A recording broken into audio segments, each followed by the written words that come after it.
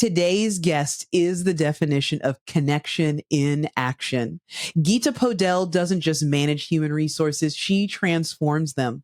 With over 15 years of experience, Gita is a results-driven HR leader known for designing people-first strategies that actually work, boosting engagement, building trust, and driving long-term success. As both a certified paralegal and an ambassador of collaboration, she bridges the gap between the front line and the C-suite, turning compliance into culture and conversations into results.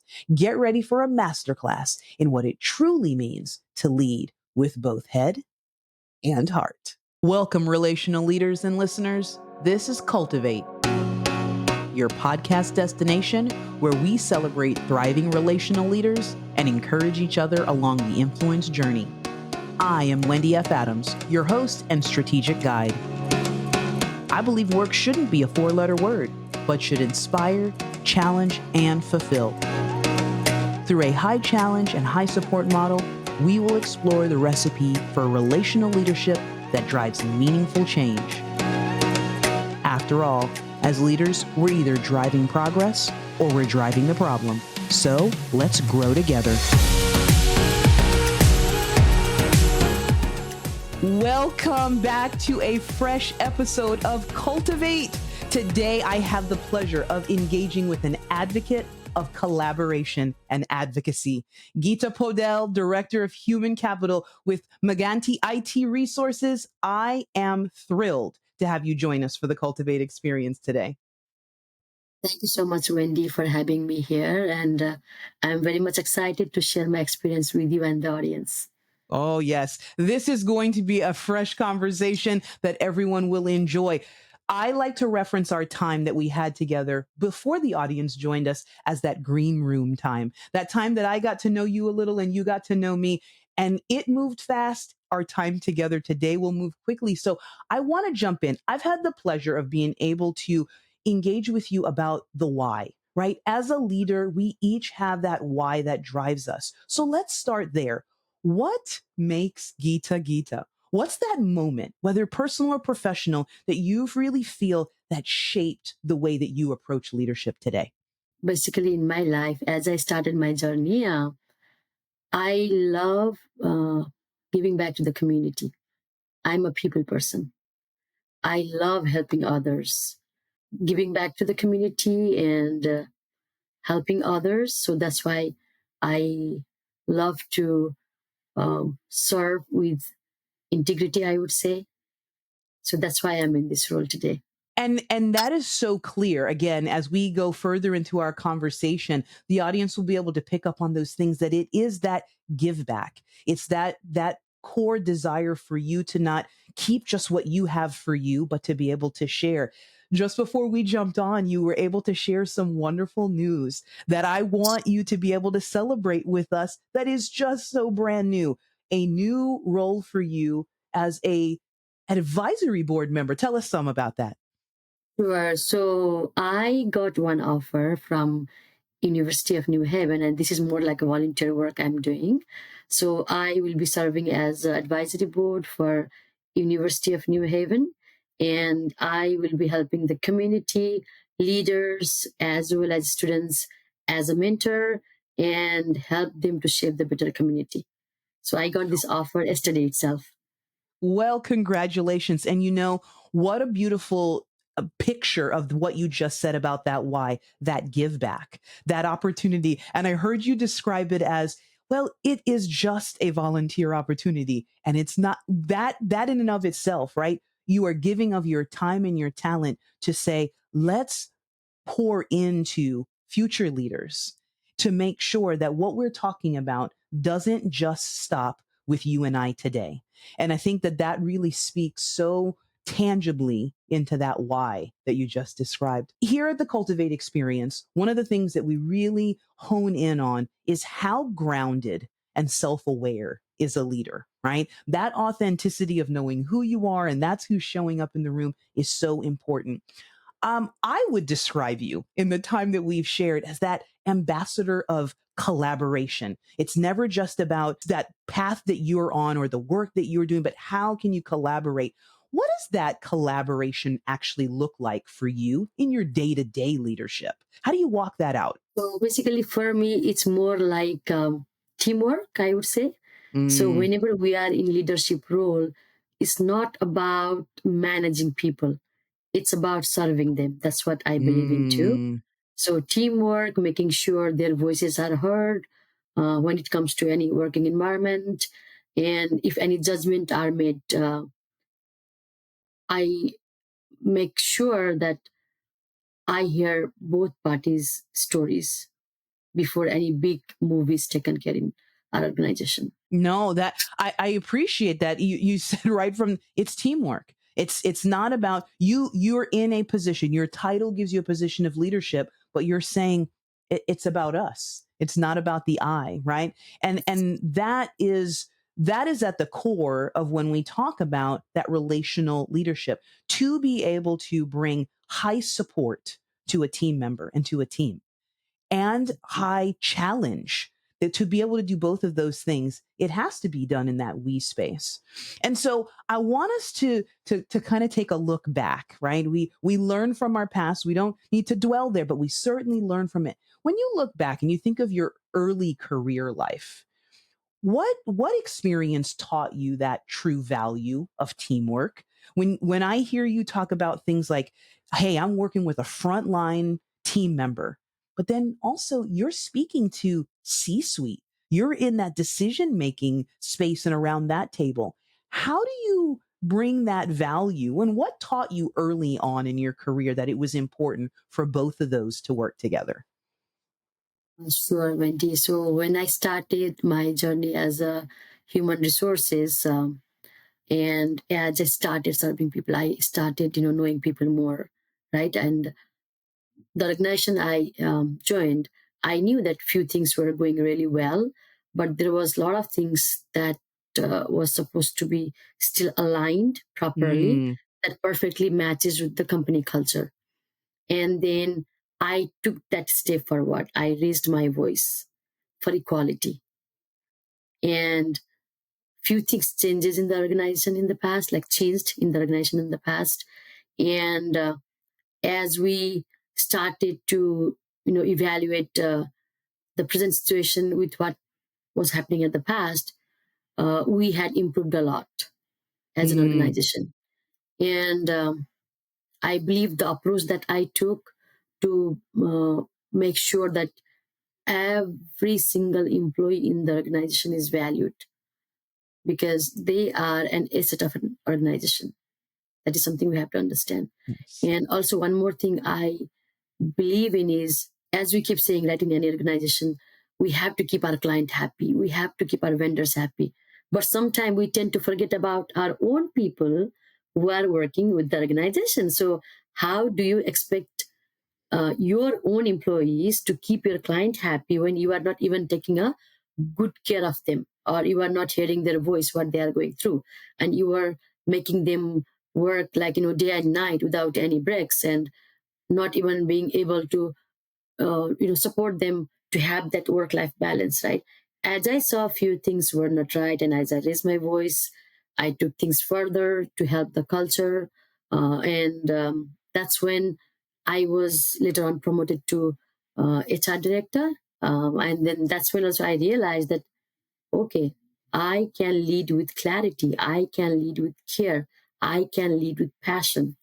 And I was able to even, understand more about myself in depth, that I have that quality. So I can lead with honesty moving forward.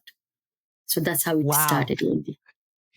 Well, it surely started, but it has not ended. I mean, Yes. what an exciting, that trajectory. And I love one of the words that you spoke out that really resonated, and I know it will with the audience, is alignment. You saw places where this is who we say we are, but this is not how we're showing up. And raised your voice to say, that's not going to work. That's not going to work for company. That's not going to work for the people. It's not going to work for those clients and customers that we serve, and took that opportunity to say, let's do better. We can do better. And Mhm. here's why. I also heard you say that as a we, going back to it wasn't an I, there wasn't finger pointing. It was this is something that I recognized, and being someone in human resources who is that bridge between your frontline team and your decision making C suite, you're saying for us to do this and truly be better together, we have to be self aware. You mentioned Mhm. the fact of what you learned about yourself so that we could be others aware. And that directly affects the dynamics of the overall team and how you move forward. I was like, what a beautiful equation. And really, you just told a beautiful story. Unfortunately, often we're moving so fast in moving in the business. And I heard you say it that we can forget and overlook the people. Yeah. And that is what I'm hearing more and more of your colleagues really who are passionate, like you said, about the work in human resources, about the people that say we can't. If it means slowing down, if it means moving the strategy, that's what's most important, or else none of it really matters. It won't last. I really, really appreciate that. We have this term, people first, and has unfortunately become a buzzword. So I would love to hear in your own words, when we talk about a people first strategy, how is that different today in human resources, in the way that you're walking that out and the colleagues that you are working with than when you may have first heard it for the first time? I know we, even in our initial professional journey, we used to hear like in podcast or even in television or even in some kind of blogs that people first, right?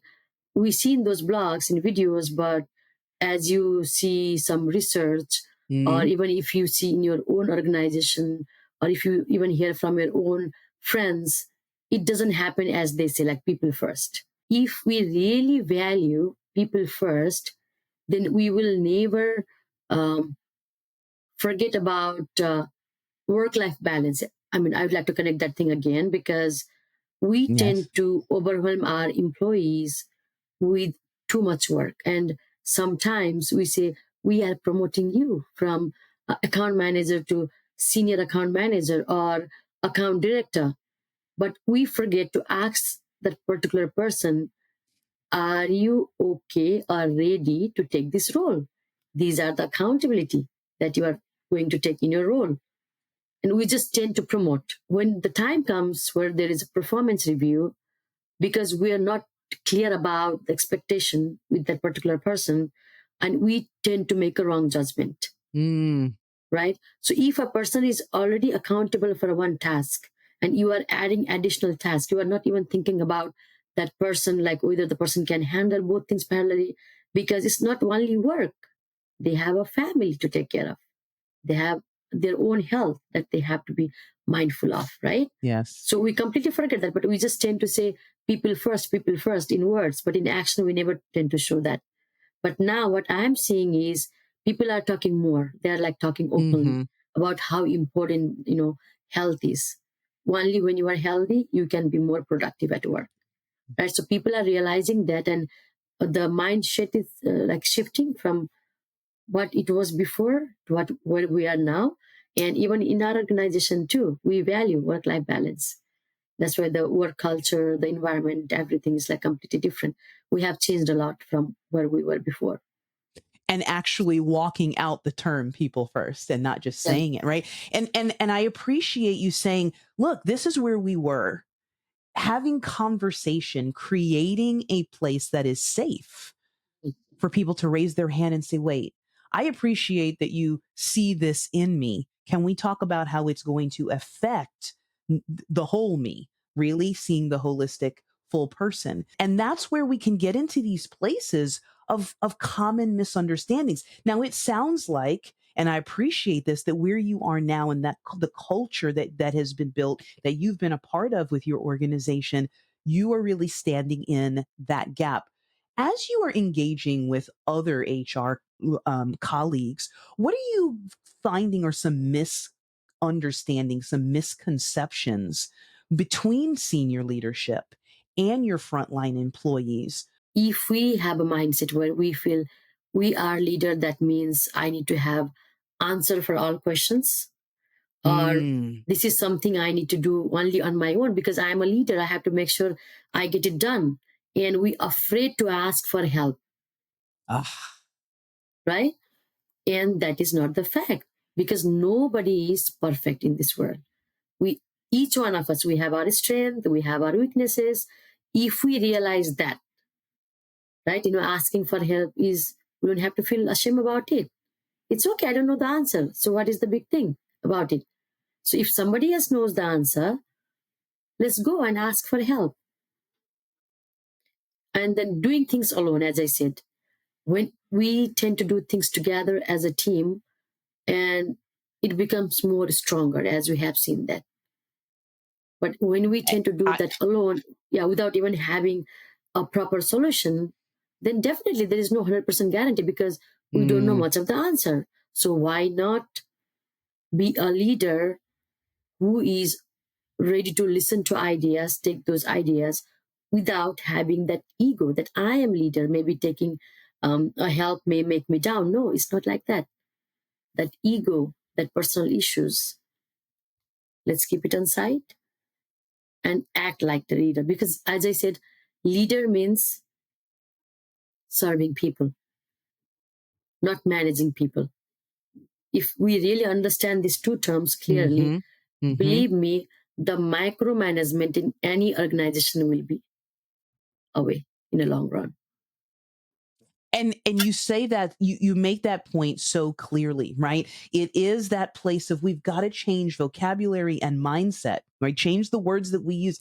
It's not a weakness. It's an opportunity to be able to lift someone else into that space where their strengths are, and really walking out what true team looks like, right? Surrounding ourselves with those who fill in our gaps. And then we are also filling in the gaps of others to be in that better together space. Humility. That's what I heard you say. There's the strength, is to be able to, and when as a leader, we're here to influence, right? Like you said, it's not about managing people, but that influence that we have, when someone that you're leading sees you say, I need help here. Let me go to so and so and really get an answer and come back to you. Then you're telling them that it is okay. That it is okay. And that's what it really, when you get the call from New Haven, University of New Haven, and they say, we want you to fill this space, like, well, if Gita's getting those asks and she said to me, I'm going to get help from so and so, it doesn't mean that that's not possible for me, because I don't have all the answers. And so we're redefining what that means. And I think that that is such a beautiful picture. And when we're having these conversations for others, and we're going to get to that, when these emerging leaders, the younger folks behind us who are coming up and they're putting their toes in the water, or they're jumping in with both feet and saying, and they get that first opportunity to lead a team, lead someone else, to give them a healthy understanding of what that means, that's a legacy that's worth leaving. I appreciate that. That gets me so pumped and so excited. We see tough organizational changes. We know the times that we're living in and the challenges that we are seeing in the workplace. One of those challenges is we have so many generations that are in the workplace, and the way that we hear and communicate. Beyond that, we know that the workplace itself is under a lot of strain and trying to figure out, what does this new space look like? When you see that, and you are having teammates come to you, and your frontliners, how do you advocate for an employee that's saying, I'm really struggling with this change internally in the organization, externally that is coming in, and we still have business goals, we still have our deliverables, our KPIs. What's your way of walking that out with an individual, with a manager who's speaking into a team? What's your advice there? Being in leadership role itself is like a big accountability that we'll be taking, each one of us, right? Whether it's in personal life or it's in professional, for an organization, even for the team that we're leading. So whenever that kind of situation has happened where there is some policy change happening in the organization, and of course, people from different culture will be joining an organization. They have a different mindset. Some are very flexible, some are like very tough to handle. Uh, so in that kind of situation, if a person is not even ready to accept that change, you have to understand in depth, like have one-on-one call with that particular individual and ask what is making them feel in that way, right? And then ask that question first. And if you feel that reason is valid, because as I said, we are different human beings and you have to adjust, right? Because based on the personality, then try to convince that individual that whatever you are thinking is not going to happen. In the sense, like if the person has a fear, like what if, I have to do, there may be a different kind of situation, right? So try to make that individual understand. And even if after that things are not resolved, the individual is not ready to even understand, then of course it's better to go back to the management and talk about it. The policy, the change we are making, it's somehow making our team panic. Is it really necessary? Right? If it is not necessary to do it like within 24 hours or like in a month, can you hold it? Because let that individual first settle down with our culture. Because if that is like a newcomer, right, has just like joined like in a month, it takes time to get used to the culture, with the environment, with the mindset, with the different set of people, right? So if that change is not like really mandatory, I would definitely convince the management to get hold of it for time being and then pursue further. If that is not possible, I would do everything that I can to convince that individual to and help that person to calm down from the situation. And that is why even in our current organization, whenever we want to change some policy, we want to bring some like new trends in the organization, we don't do that just like in a year. What we do is we tend to first properly discuss among the team leads, management, and then we tend to announce that news first.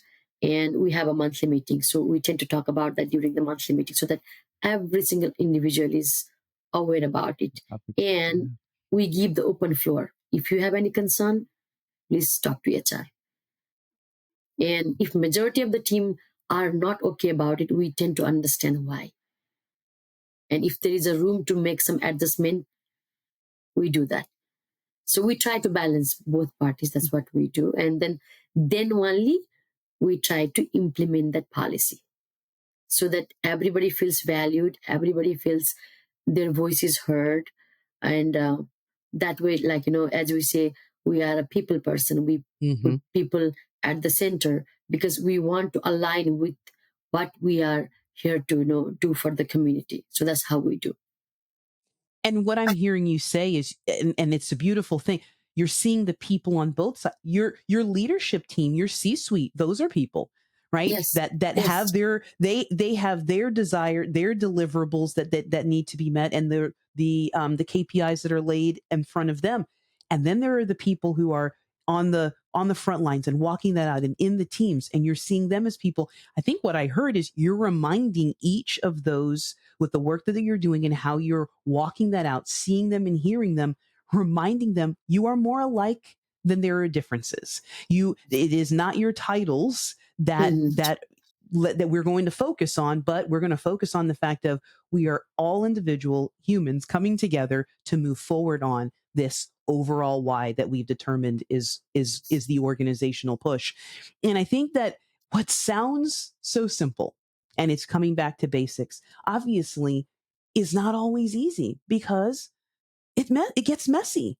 The person coming into the workplace each and every day is coming with full and real life with them. Yes. But when we can say, we see you, we hear you. And I love when you said, okay, let's go back. Is this something that we not necessarily are going to say no to, but maybe not right now? Can we readjust, creating intentional space for people to ask questions before it's just a done deal and we've checked the box? I think those are just some great strategies that can continue to help build in that culture that you've been sharing with us. So when we talk about, culture, and I'm hearing you talk about courageous conversations where you have to ask people the hard things. I know we've talked about you have a pretty strong legal compliance background. There are some things that we just have to do, right? Yes. That's what it is. And that plays into a very important component of human resource leadership. So, how do you balance that black and white, here are the regulations, with the very gray and, as I say, messy human relations? What does that look like? And I'm just curious because the rules are the rules and people are people. What does that look like? So definitely. I mean, of course, if there are any compliance rules that we have to be like, abide by, those are, for example, I'll tell federal rules or state Mm-hmm. rules. You can compromise because you have to be abide by that. But if there are some rules within the organization that can be adjusted so that it is in both parties' favor, because I cannot jeopardize the company culture or the policy, but at the same time, I have to make sure the team, they are also human being. They are here for a reason, right? And if I don't hear their voice and just try to bombard them with like policy that they are not ready to even adjust into, I have to manage it. So I try to find a way so that things are not broken down at the same time. Team also feel they are valued. So I have to play a both role and come to the conclusion. And that also by talking to both parties. And as I said earlier, right, in any decision that we make, only one example I'll give you in organization, let's say a layoff is happening for an individual, Mm, let's say because of the performance issue. I will never jump and say, okay, let's terminate. I take mm, every effort to go back and talk to that individual. Like what happened, what went wrong, what was the hurdle that you could not accomplish that the team lead or the management was expecting from you. And then again, I would go back to the management and ask them, what made you come to the conclusion that we no longer require this person because of the performance? Is there a way we can give one more chance? Right. And yes. then majority of the time I have been successful doing that. And you won't believe there are a team we still have. It's been a while, like, a few things happened, but we were able to secure them because we were there to support them, guide them. So that is a kind of, culture uh, each leader should be accountable for, whether Mm, it's like organization they are working like in a volunteer way or as a full-time employee or contract, whatever it is, right? It is accountable because each one of us, we are human being. When we join any organization, we join that organization for a reason, yes. right? So title is something, based on some of the expertise or the roles that we have to perform in the organization. So I even tell our team that, yeah, for example, there is a developer working for the organization and there is a director of technology, for example. It's okay. The title was given to that individual because that person has little more years of experience and is able to take more responsibilities. That's the only difference. So there is no like, oh, I am a director, I am a developer, right? So never feel in that way.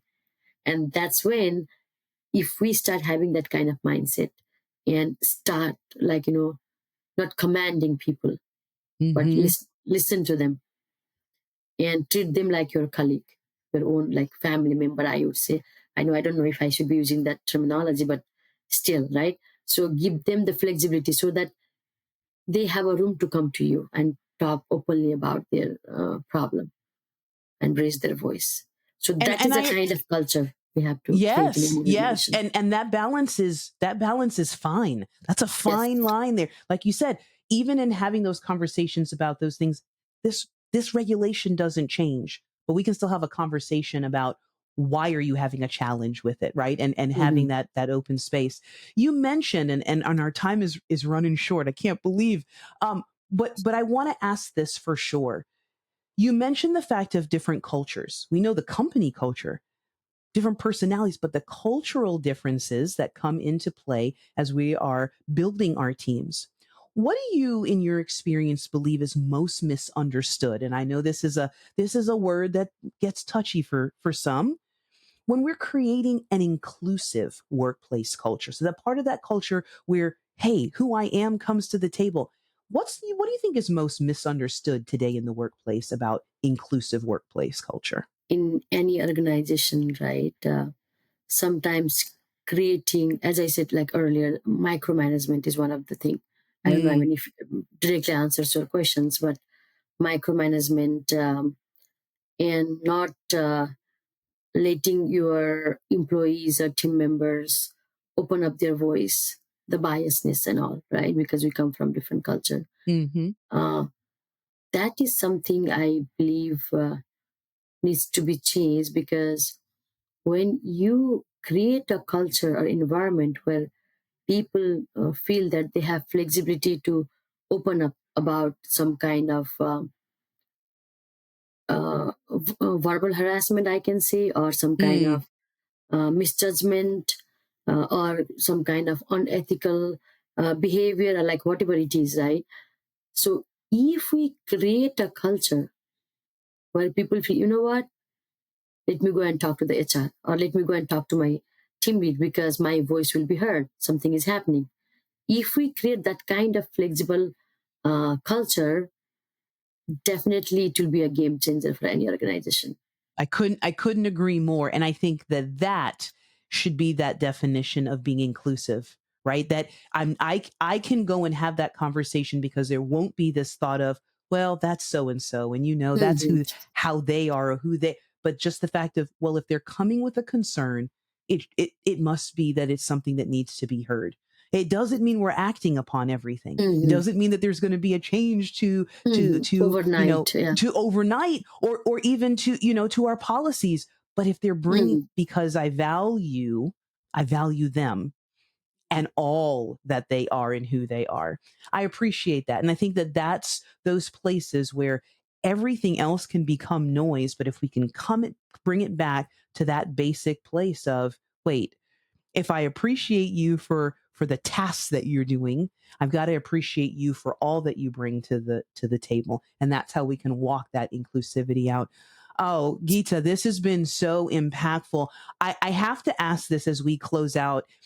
We've talked about so much, and some of it is big and heavy and deep, and we've talked about leaving a legacy. I want to leave the audience with, what are you most hopeful for when you start to think about the industry of people cultivation and what it means and how that looks like? What are you most hopeful for today? I am hopeful for a healthy working environment in every organization, and then the micromanagement culture should go away, so that everybody feels valued, and they will be even more productive when that happens.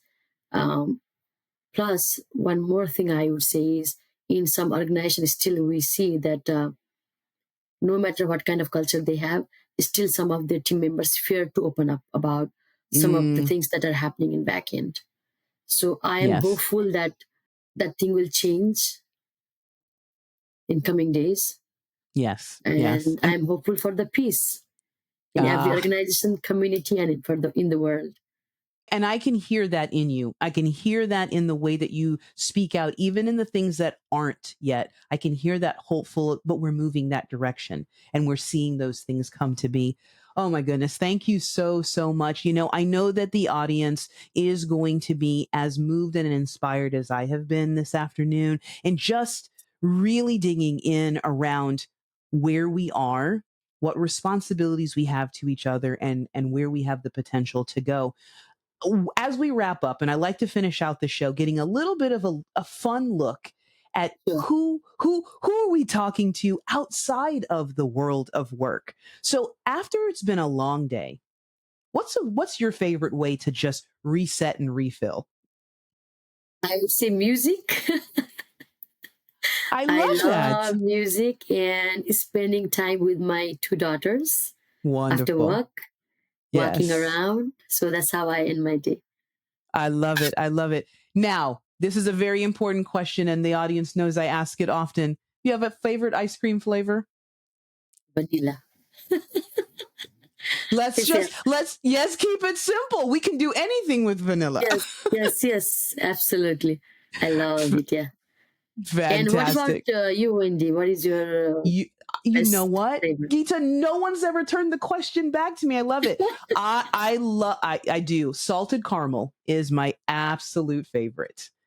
Absolute favorite. There are a couple of them out, but if that's what's on the list now, I have found myself recently being in a raspberry space. I don't know if it's just this time of year, but but salted caramel is always my go-to. So yeah, absolutely. Well, again, this has been such a wonderful time. You stretched us with some of the things that you really want us to think about and to not let go by the wayside or take for granted. And that was also very inspiring. You are inspiring us to reach for more. And so I just want to say thank you so much for being open and vulnerable to sharing some portions of your story, your journey as a relational leader, because I know that means the investment that you are putting into others is so important to you. And that's where growth happens. And that's where the most impact comes from. It's been an absolute pleasure having you on today. Thank you so much, Wendy. It was a great conversation, I would say. And thank you for this opportunity. I really appreciate it. And I look forward to reconnecting with you again in the future. Thank you very much. Absolutely. Absolutely. I couldn't agree more, Gita. I look so forward to that. Well, we know, Cultivate collaborators, that we may be wrapping up today, but it's never over because each of us brings our own special flavor to the mix of relational leadership. So until next time, keep stirring things up, keep making that impact so that we can continue to be better together. Thanks, everyone. Before we sign off today, I want to send out huge appreciation to our listeners for tuning in. I hope you felt seen, heard, and inspired to level up your own leadership journey. Don't forget to like and subscribe so you don't miss future episodes.